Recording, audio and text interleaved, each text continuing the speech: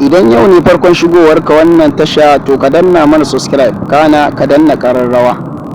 Fim ɗin Gwaska wanda aka mai da shi mai dogon zango, an yi alkawarin cewa ranar 20 ga watan nan za a fara sakin shi, a inda mutane suke dakon fitowar shi.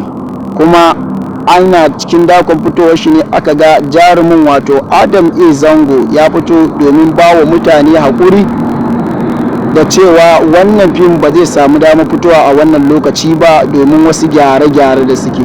To sai dai hakan gaskiya bai yi wa masoya daɗi ba, inda wasu suke kace na ce ake yin wasu maganganu. To in dai mutum masoyinka ne kuma har ya ga ya wannan da kai kuma ya zo ya yi mistake, to kaga har ya baka haƙuri, to ya san kana yin shi. Kuma muna yi wa jarumi Adam A Zango fatan nasara, kuma muna dakon fitowar wannan fim.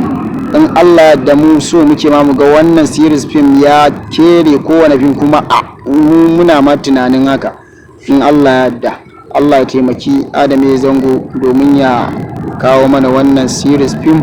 Muna nan muna jira, muna magana da bakin al'ummar Najeriya, domin gaskiya duk series da ake kawai dai muna kallo ne a matsayinmu na masoya